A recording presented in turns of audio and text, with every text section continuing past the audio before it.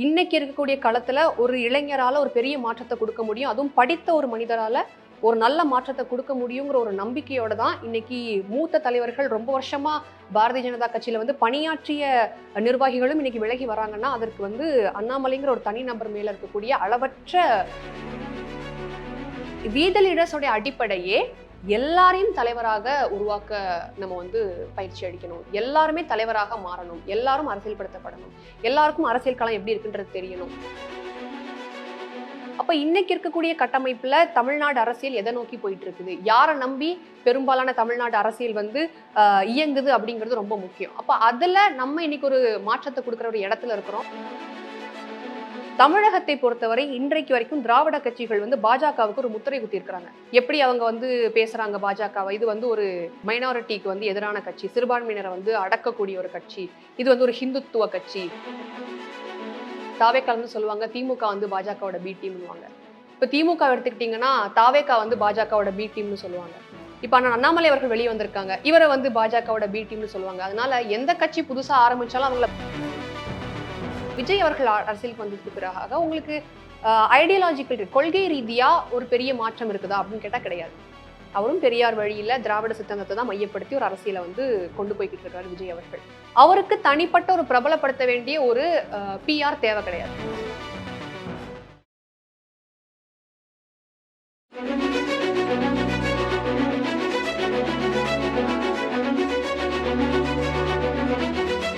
IBN Tamil நேயர்களுக்கு வணக்கம். இந்த சிறப்பு நேர்காணல்ல நம்ம யாரை சந்திக்க போறோம்னு பார்த்தோம்னா அன்னபூர்ணி ராஜேந்திரன் அவர்கள் தான். பாஜகவில் கிட்டத்தட்ட 5 ஆண்டுகள் பணியாற்றி இருக்கிறாங்க, களப்பணிகளை செஞ்சிருக்கிறாங்க. அது மட்டும் அல்லாமல் அவங்க மாநில இளைஞர் அணி சமூக ஊடக பொறுப்பிலையும் பணியாற்றிட்டு இருக்கிறாங்க. இன்றைக்கு பாஜகவிலிருந்து விலகி அண்ணாமலை அவர்களோட இயக்கத்தில் பயணிக்க போறதா அவங்க தெரிவித்திருக்கிறாங்க. ஏன் இந்த இயக்கத்தில் சேர்ந்திருக்கிறாங்க, அண்ணாமலையுடைய அரசியல் செயல்பாடுகள் எப்படி இயங்க போகுது என்பதெல்லாம் குறித்து இவர்கிட்ட நம்ம கேட்டு தெரிஞ்சுப்போம். வணக்கம் மேடம். வணக்கம் அண்ணா. நீங்க முதல்ல எதற்காக பாஜகவிலிருந்து வெளிவந்தீங்க? அண்ணாமலை இயக்கம் தொடங்கியதுக்கு பிறகு பல நபர்கள், பல முக்கிய நிர்வாகிகள், அதாவது பாஜகல மாநில துணைத் தலைவராக இருந்தவர்கள் எல்லாருமே விலகி வந்திருக்கிறாங்க. நீங்க வந்ததுக்கான காரணம் என்ன? அண்ணாமலை அவர்களுடைய அரசியல் செயல்பாடுகள் இனி எப்படி இருக்கும் அப்படின்றது தான் இன்னைக்கு எல்லாருடைய கேள்விகளா இருக்கும். உங்களுடைய பதில் என்ன? அண்ணன் அண்ணாமலை அவர்களை பொறுத்த வரைக்கும் பாரதிய ஜனதா கட்சியில அவர் தலைவராக வந்ததுக்கு பின்பாக பாஜகவுக்கே ஒரு பெரிய மைலேஜ் கொடுத்த ஒரு தலைவர் வந்து தமிழ்நாட்டில் அண்ணன் அண்ணாமலை அவர்கள். அப்ப அவரு கட்சிக்கு வந்ததுக்கு அப்புறமே அவர் மேல ஈர்ப்பு கொண்டு கட்சிக்குள்ள வந்த இளைஞர்கள் நிறைய பேர் இருக்கிறாங்க. அதுல ஒன் ஆஃப் த இளைஞர் வந்து நான். அவருடைய செயல்பாடுகளாலையும் பேச்சாலையும் ஈர்க்கப்பட்டு தான் பாரதிய ஜனதா கட்சிக்குள்ள முழு ஒரு களப்பணியாளரா உள்ள வரணும் அப்படிங்கிற ஒரு எண்ணத்தோட நான் வந்து கட்சிக்குள்ள வந்திருந்தேன். அதே நேரம் இன்னைக்கு பல தலைவர்கள் வந்து அவர் பின்னாடி அவருடைய இயக்கத்துக்கு வந்து இணைகிறாங்க அப்படின்னா அது அவர் மேல இருக்கக்கூடிய ஒரு அசைக்க முடியாத ஒரு நம்பிக்கை. தமிழகத்துல இன்னைக்கு இருக்கக்கூடிய களத்துல ஒரு இளைஞரால ஒரு பெரிய மாற்றத்தை கொடுக்க முடியும். அதுவும் படித்த ஒரு மனிதரால ஒரு நல்ல மாற்றத்தை கொடுக்க முடியுங்கிற ஒரு நம்பிக்கையோட தான் இன்னைக்கு மூத்த தலைவர்கள் ரொம்ப வருஷமா பாரதிய ஜனதா கட்சியில வந்து பணியாற்றிய நிர்வாகிகளும் இன்னைக்கு விலகி வராங்கன்னா, அதற்கு வந்து அண்ணாமலைங்கிற ஒரு தனி நபர் மேல இருக்கக்கூடிய அளவற்ற ஒரு மரியாதையும் அன்பும் தான் அதோடைய காரணமா நான் பாக்குறேன். அதே ஒரு வழியில தான் நானும் இன்னைக்கு அவருடைய கட்சியில வந்து இணைஞ்சிருக்கிறேன். அண்ணாமலை அவர்கள் சொல்லியிருக்கிறது என்ன, நம்ம முக்கியமான இதெல்லாம் பார்த்தோம்னா 50 வயதுக்கு உட்பட்டவர்களுக்கு தான் பொறுப்பு. அது இல்லாமல் அதில் நிறைய இது நாங்கள் பார்த்து தான் பதவிகள்லாம் கொடுப்போம் அப்படின்ற மாதிரிலாம் பேசுகிறாங்க. அதே மாதிரி குறிப்பிட்ட ஆண்டு காலம் தான் வந்து இந்த பதவி வகிக்க முடியும், அது என்னையும் உட்பட அப்படின்றதெல்லாம் தான் சொல்கிறாரு. இதெல்லாம் சாத்தியமா, இல்லை நம்ம மக்கள் மத்தியில் முன்னிலைப்படுத்தணுன்றது ஒருக்காக பேச்சுக்காக மட்டும் இருக்குமா இந்த இதெல்லாம்? 2026 தேர்தல் முன்னாடி வரைக்கும் நான் சொன்ன மாதிரி அதிமுக திமுகங்கிற ஒரு லூப்ல மாட்டியிருந்தோம்.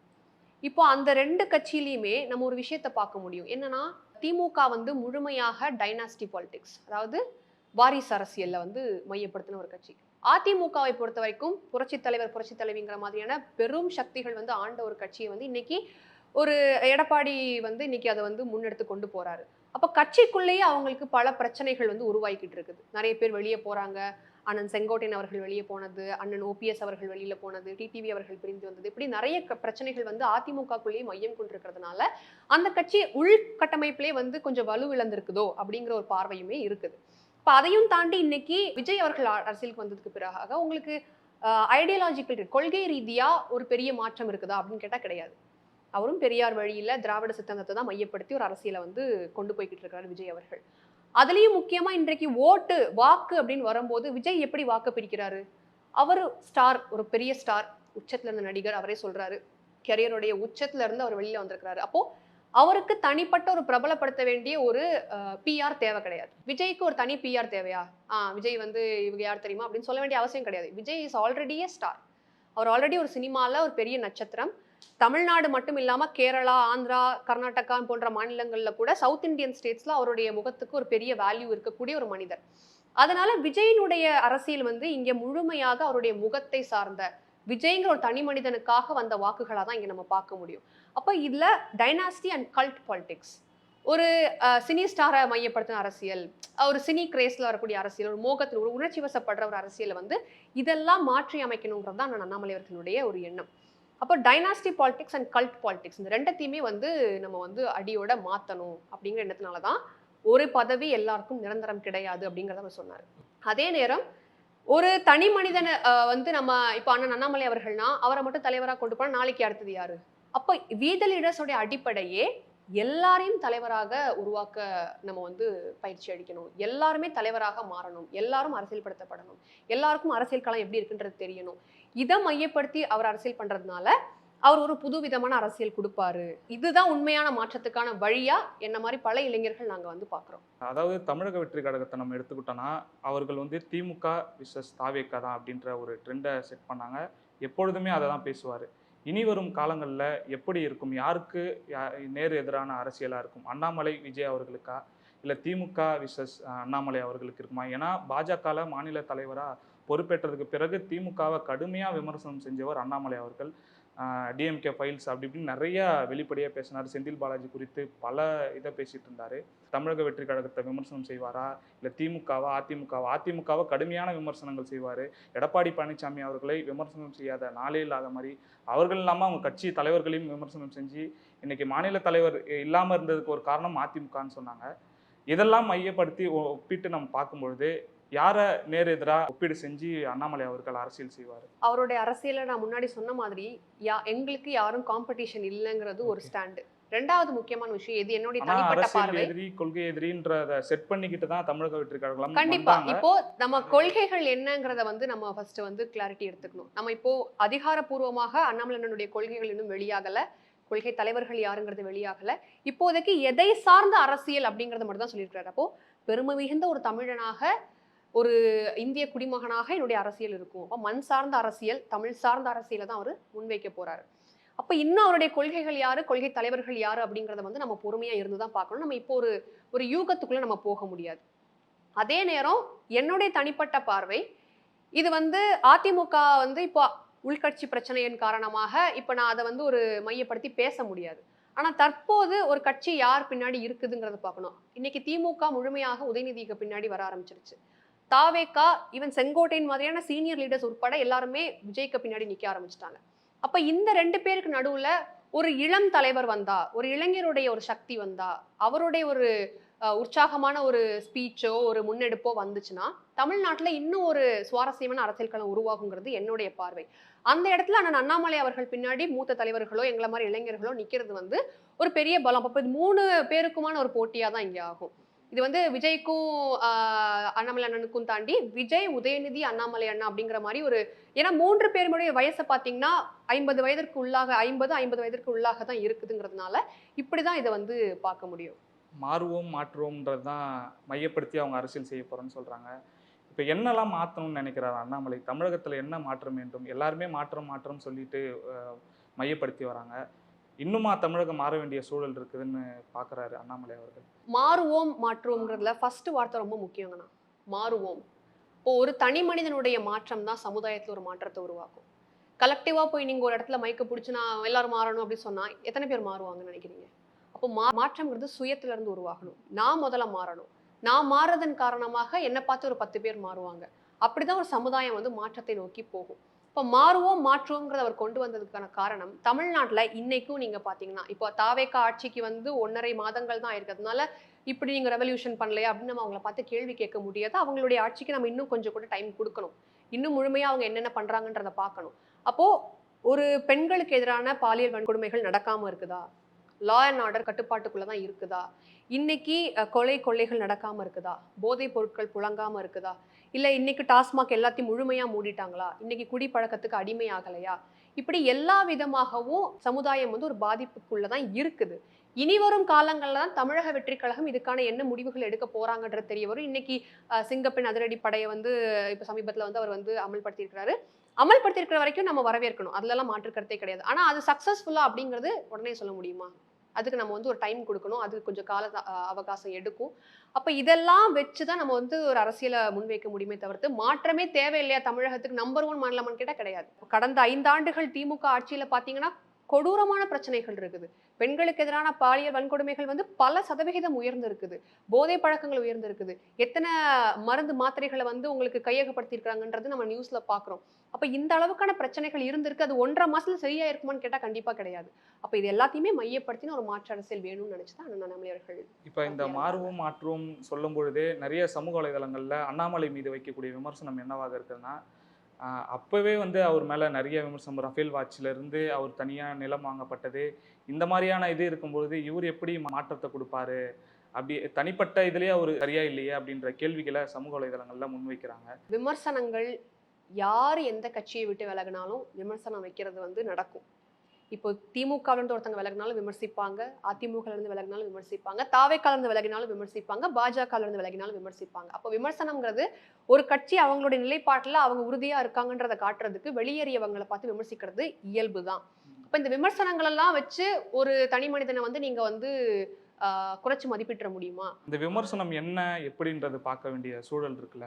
அது உண்மையா இல்லையான்றதும் ஒண்ணு இருக்குது. இல்ல நீங்க இப்படிலாம் நடந்திருக்கு. அதிகாரப்பூர்வமாக ஆதாரங்களோடு வெளியிடாத வரைக்கும் அது எப்படி உண்மைன்னு நீங்க எடுக்க முடியும்? கருத்து, இது எங்களுடைய பார்வை, இது எங்களோட சைடுல இருந்து நாங்க சொல்றோம், இது எனக்கு தெரிந்த விஷயம், இப்படிதான் சொல்ல முடியுமே தவிர்த்து இதுதான் ஆதாரமே நாங்க காட்டுறோம்னு சொல்லி நீங்க வந்து ஒரு இடத்துக்குள்ள போக முடியாது. ஏன்னா ஆதாரப்பூர்வமா எதையுமே வெளியிடாத வரைக்கும் அது உண்மைன்னு நம்ம நம்ப முடியாது. அவங்களுடைய யூகம் அது. அப்படி இருக்கும், அவங்க இப்படி பண்ணியிருக்கிறாங்க அப்படிங்கிறது அவங்களுடைய தனிப்பட்ட கருத்து.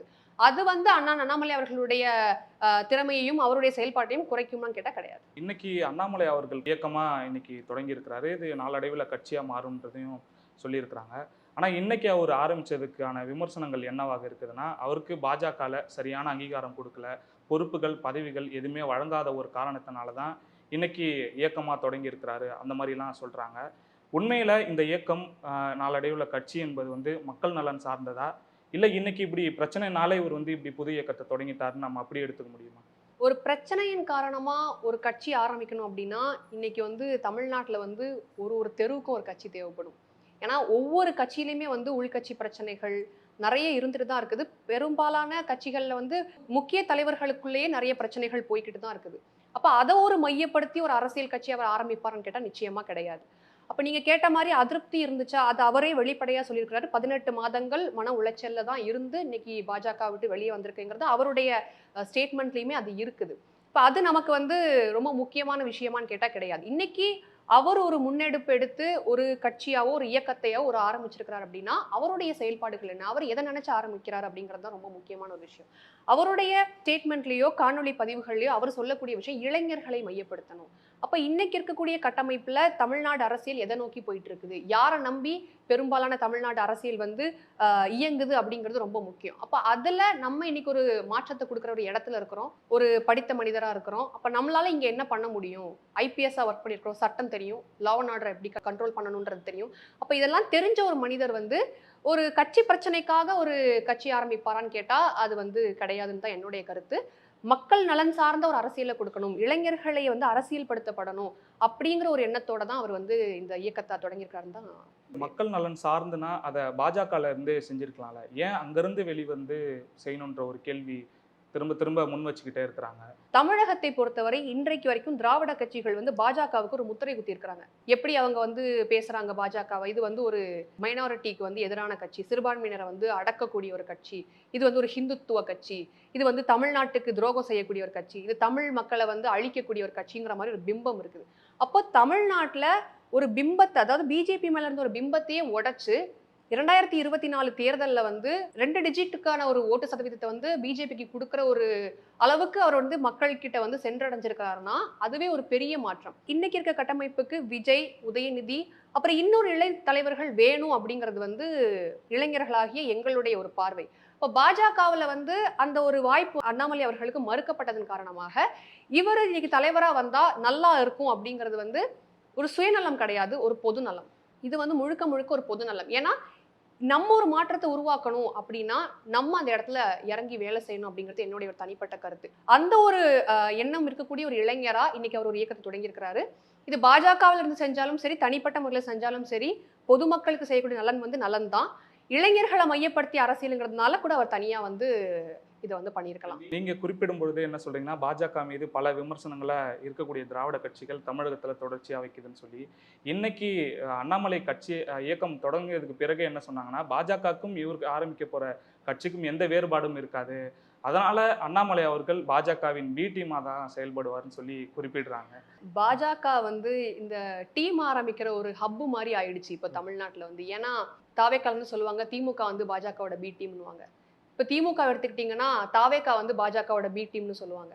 இப்போ அண்ணாமலை அவர்கள் வெளியே வந்திருக்காங்க, இவரை வந்து பாஜகவோட பி டீம்னு சொல்லுவாங்க. அதனால எந்த கட்சி புதுசா ஆரம்பிச்சாலும் அவங்கள பாஜகவின் பி டீம்னு ஒரு முத்திரை குத்துறது வந்து தமிழ்நாட்டுல ரொம்ப பழக்கப்பட்ட ஒரு விஷயம் தான். ஆனா நிச்சயமா ஒருவேளை அவர் வந்து பாஜகவினுடைய கொள்கைகளை எடுத்தே இங்க வந்து அரசியல் செய்ய போறாரு அப்படின்னா அவர் வந்து அதுக்கு பாஜகவிலே இருக்கலாம். அப்ப அவர் தனி கட்சி ஆரம்பிக்கணும். அவருடைய காணொலியிலேயே ஒரு முக்கியமான ஒரு மனிதரை வந்து குறிப்பிடுறாரு, ஏபிஜே அப்துல் கலாம் ஐயா. அப்ப இந்த ஒரு மனிதரை வந்து ஏன் அவர் குறிப்பிடணும்? ஏபிஜே அப்துல் கலாம் ஐயா இந்த மண் சார்ந்த ஒரு மனிதர், ஆனா தேசிய சிந்தனை இருக்கக்கூடிய ஒரு மனிதர். இப்ப அப்படி ஒரு குறிப்பிட்ட ஒரு மனிதரை வந்து குறிப்பிட்டு பேசும்போது நம்ம கொஞ்சம் சிந்திக்கணும். பாஜகவோட சிந்தனைகளோட வருவாங்களா? இதெல்லாம் சிந்திச்சு தான் நம்ம முடிவெடுக்க முடியும். நிச்சயமா அந்த ஒரு கொள்கைகளோட இருக்க மாட்டாங்க. நீங்க சொன்ன மாதிரி அண்ணாமலை என்ன மாதிரியான ஐடியாலஜில இயங்க போறாருன்றது இன்னைக்கு வரைக்கும் ஒரு கேள்விக்குறியா தான் இருக்கு. ஆனா தமிழகத்தை ஆண்டுகிட்டு இருக்க தாவேகா அரசாங்கம் கூட இந்த கட்சி கூடமே திராவிட ஐடியாலஜில தான் வராங்க. அவங்க சொல்லும் பொழுதே, அதாவது தமிழ் தேசியம் திராவிடம் இரு கொள்கைகளை நாங்க மையப்படுத்தி இயங்குறோம்னு சொல்லியிருக்கிறாங்க. அதே மாதிரி நம்மளை ஆண்டதுமே வந்து திராவிட கட்சிகள் தான். அப்ப அண்ணாமலை வரும்பொழுது தமிழகத்துல திராவிட சித்தாந்தத்தை மையப்படுத்தி இயங்க முடியாத ஒரு சூழல் இருக்குமா, இல்ல அவரும் அப்படிதான் இயங்கி ஆகணும் அப்படின்ற ஒரு சூழல் இருக்குமா? உங்களுடைய பார்வை எப்படி? தமிழகத்துல பொறுத்த வரைக்கும் திராவிட கட்சிகள் திமுக, அதிமுக கடந்த ஒரு 50-60 ஆண்டுகளாவே இந்த லூப்ல தான் மக்கள் மாட்டியிருக்கிறாங்க. திமுக இல்லைன்னா அதிமுக, அதிமுக இல்லைன்னா திமுக, இப்படியே மாத்தி மாத்தி ஓட்டு போட்டு ஒரு லூப்ல சிக்கின மக்கள் இந்த எலெக்ஷன்ல ஒரு மாற்றத்தை விரும்பி இருக்கிறாங்க. அதனாலதான் தாவேக்கா வந்து இன்றைக்கு ஆட்சியில உட்கார்ந்துருக்குங்கிறது என்னுடைய ஒரு பார்வை. அதே நேரம் இன்னைக்கு அண்ணன் அண்ணாமலை அவர்களும் திராவிட சித்தாந்தத்தை எடுப்பாரு அப்படின்னா பெரிய அளவுல ஒரு மாற்றத்தை நீங்க கொடுக்க முடியாது. ஏன்னா ஒரே ஐடியாலஜில இருந்து நீங்க என்ன மாற்றத்தை கொடுக்க முடியும்? என்னை பொறுத்தவரை என்னுடைய தனிப்பட்ட கருத்து இன்னும் அதிகாரப்பூர்வமாக அண்ணன் அவர்களுடைய தரப்புல இருந்து எதுவுமே வெளியாகல. தனிப்பட்ட கருத்து தமிழ் சார்ந்த அரசியல் தான் அவர் முன்வைப்பாரு. அண்ணாமலை அவர்கள் அந்த வீடியோல வெளியிடும் போது என்ன சொல்லியிருந்தாருன்னா, ரஜினி அவர்கள் பத்தி மேற்கோள் காட்டி பேசியிருந்தாரு. அது மட்டும் அல்லாமல் ரஜினி அண்மையில சந்திக்கும் பொழுது கூட என்ன சொன்னாங்கன்னா, இவங்க 2 பேர் சேர்ந்து பயணம் பண்ண போறாங்கன்ற மாதிரியான செய்திகள்லாம் இருந்தது. இவர் சொல்லும் பொழுது, அதாவது நான் ஐபிஎஸ்ல இருந்து ராஜினாமா செஞ்சுட்டு வெளியே வரும்போதே ரஜினி அவர்கள் என்னை தொடர்பு கொண்டாரு, என்னோட இயக்கத்துல சேர சொல்லியிருந்தாரு, ஆனா நான் அதை தவிர்த்துட்டேன் அப்படின்னு சொல்லியிருந்தாரு. அது வந்து எதற்காக நான் இதை சொல்றேன்னா, ஒரு யூகங்களுக்கு நான் முற்றுப்புள்ளி வைக்கணுன்றதுக்காக நான் இதை குறிப்பிடுறேன்னாரு. ரஜினி அவர்கள் அண்ணாமலையோட பயணம் செய்வதற்கான இது ஏதாவது சாத்தியக்கூறுகள் இருக்குதா? நீங்க பார்த்த வரைக்கும் கட்சி வட்டாரங்கள் இந்த மாதிரி ஏதாவது தகவல் இருக்குதா? அண்ணன் அண்ணாமலை அவர்களுக்கு ரஜினி ஐயா மேல ஒரு மட்டற்ற மதிப்பு இருக்கு. ஒரு ரசிகராக அவர் மேல ஒரு பெரிய ஒரு மரியாதையும் மதிப்பும், ஒரு தனி மனிதராகவும் ஒரு பெரிய மதிப்பு வச்சிருக்கிறாரு. அப்ப அது வந்து கட்சியில அவரை கொண்டு வர்றதுக்கோ இல்லை அவருடைய இயக்கத்துல இவர் போய் சேர்றதுக்கோ ஒரு பெரிய ஒரு பாலமா இருக்குமான்னு கேட்டா என்னை பொறுத்தவரை இருக்காது. ஏன்னா அவருடைய காணொலி பதிவுல தெளிவா சொல்லியிருந்தாரு, நான் வந்து அவங்க என்னை கூப்பிட்டாங்க, அப்படி இருந்தும் நான் வந்து பாரதிய ஜனதா கட்சியில போய் சேர்ந்தேன் அப்படிங்கறத சொல்லியிருந்தாங்க. இப்போ ரஜினி அவர்கள் வந்து அண்ணன் அண்ணாமலை அவர்களோட இணைஞ்சு வந்து அரசியல் பயணத்துக்குள்ள வருவாரா அப்படிங்கறது வந்து என்னால சொல்ல முடியாது. ஏன்னா அது அதிகாரப்பூர்வமாக அந்த தனிநபர்கள் கிட்ட இருந்து வர வேண்டிய ஒரு தகவல். இப்போ இருக்கக்கூடிய சூழ்நிலைக்கு எந்த வட்டாரத்திலையும் இந்த மாதிரியான பேச்சுக்கள் ஓடல. அதே மாதிரி அவங்க, அதாவது அண்ணாமலை அந்த காணொலி வெளியிடும் பொழுது, இயக்கம் தொடங்கும் போது தான் லதா ரஜினிகாந்த் அவர்களும் ஆரம்பிக்கிறாங்க. இதெல்லாம் மையப்படுத்தி பார்க்கும்போது சமூக வலைதளங்கள்லாம் இவங்க ஒரு அரசியல் செய்யக்கூடிய சூழல் வரும் அப்படின்ற மாதிரிலாம் சொல்லப்படுது. இல்ல ஆக்சுவலா நீங்க அந்த லதா ரஜினிகாந்த் அவர்கள் ஆரம்பிச்ச அந்த இயக்கத்தை வந்து நீங்க பாத்தீங்கன்னா அது அன்னைக்கு தொடங்கப்படல. அது வந்து 2 மாதங்களுக்கு முன்பாகவே துவங்கப்பட்ட ஒரு இயக்கம். அத மீடியா ஒரு மைலேஜ் கிரியேட் பண்ணிக்கிட்டாங்க. அவங்களுக்கு வந்து ஒரு டிஆர்பி தானே இதுன்னு பேசும்போது அவங்களுக்கு ஒரு பூஸ்ட் கிடைக்குங்கிறதுனால அதை இப்போ ஒரு நியூஸா வெளியிட்டாங்களே தவிர்த்து இது வந்து ஆய்வு செஞ்சு பார்க்கும்போது இது முன்னாடியே ஆரம்பிச்ச ஒரு இயக்கம். அதை மீடியா இப்போ போர்ட்ரே பண்ணி வெளியில காமிச்சாங்க, அவ்வளவுதான். இப்போ அண்ணாமலை அவர்களுடைய வருகை, அதாவது யாராவது ஒருத்தவங்க அரசியலுக்கு வந்தாங்கனாலே ஏதாவது ஒரு கட்சிக்கு சரிவை ஏற்படுத்தும். இப்போ திராவிட கட்சிகள் அதிமுக பெரும் பிரதான கட்சியாக இருந்தது. ஆனால் அவங்க 3வது இடத்துக்கு போனாங்க. இப்போ வந்து தாவேகா ஆட்சி அமைந்திருக்கிறாங்க. இந்த மாதிரி அண்ணாமலை வருகை யாரை பாதிக்கும்னு நீங்கள் நினைக்கிறீங்க? அண்ணாமலையினுடைய வருகை வந்து இவங்களை பாதிக்கும், அவங்கள பாதிக்கும்னு ஒரு தனிப்பட்ட ஒரு கட்சியை வந்து ஒரு பாதிப்புக்கு உள்ளாக்கக்கூடிய ஒரு மனநிலைமையில இன்னைக்கு தொண்டர்களாகிய நாங்க இல்ல. ஏன்னா அவருடைய காணொலியில மறுபடியும் அவர் சொல்லியிருக்கிறாரு, எங்களுக்கு யாரும் காம்படிஷன் இல்லை, எங்களுக்கு இவங்க எங்களுக்கு போட்டி, அவங்க எங்களுக்கு போட்டின்ற மாதிரியான மனநிலைமையில வி த லீடர்ஸ் உடைய அந்த இயக்கம் வந்து இல்லை. எங்களுடைய கான்செப்ட் ஃபுல்லாவே பலதரப்பட்ட இளைஞர்களை வந்து அரசியல்படுத்தி அவங்கள களத்துக்கு தயார்படுத்தணும். அவங்கள ஸ்கில் ஓரியன்டா அரசியல் படுத்தப்பட்டு ஒரு லீடர்ஷிப் குவாலிட்டிஸ் அவங்களுக்குள்ள இன்பில்ட்டா கொண்டு வந்து அவங்கள ஒரு ஒரு பக்காவான ஒரு அரசியல்வாதியா, சமுதாயத்துக்கு தேவையான ஒரு அரசியல்வாதியா, மக்களை பற்றி சிந்திக்கக்கூடிய ஒரு அரசியல்வாதியா கொண்டு வரணுங்கிறது மட்டும்தான் அவருடைய இந்த இயக்கத்தினுடைய முக்கியமான அடிப்படை நோக்கம் அப்படிங்கிறது தான் எங்களுக்கு வந்து கொடுக்கப்பட்டிருக்கிற விஷயம். ஆனா அதையும் தாண்டி இவங்களுக்கு ஒரு இம்பாக்ட் ஆகுமா, அவங்களுக்கு இம்பாக்ட் ஆகுமாங்கிறது அவருடைய செயல்பாடுகள் இனி ஆரம்பிக்கும் போது தான் இம்பாக்ட் எப்படி இருக்குங்கிறது தெரியுமே தவிர்த்து, கட்சி ஆரம்பிச்ச உடனே இன்னைக்கு ஆல்மோஸ்ட் 18 லட்சம் பேர் இணைஞ்சாச்சு. இந்த 18 லட்சம் பேரும் பாஜகவுல இருந்து தான் வராங்களா? கிடையாது. பலதரப்பட்ட மக்களும் அதுல வந்து இணைகிறாங்க. பல கட்சிகள்ல இருந்தும் அண்ணன் அண்ணாமலை அவர்களுடைய இந்த மூவ்மெண்ட்ல வந்து இணைகிறாங்க. அப்ப எல்லா இடத்துலயுமே பரவலா மக்களினுடைய வெளியேற்றம் இருக்கதான் செய்யுதுங்கிறப்போ ஒரு பரவலான ஒரு இம்பாக்ட் தான் இருக்குமே தவிர்த்து ஒரு குறிப்பிட்ட கட்சிக்கு ஒரு இம்பாக்ட் இருக்குமா அப்படின்னு வந்து என்னால சொல்ல முடியும். நீங்களும் முன்னாடி பாஜகல இருந்தீங்க. இப்போ அங்கிருந்து வெளியே வந்து இங்கே சேரும் பொழுது அது ஒரு பிளவை ஏற்படுத்தாதா பாஜகக்குள்ளே? பாஜகவுக்கு நிச்சயமா இது ஒரு இம்பாக்டா இருக்கும். அதுல வந்து மறுக்க முடியாது. இப்போ தமிழகத்துல ஏற்கனவே பாஜகவால கால் ஊன்ற முடியாத சூழல் இருக்கு அப்படின்லாம் பேச்சுகள் இருக்கு.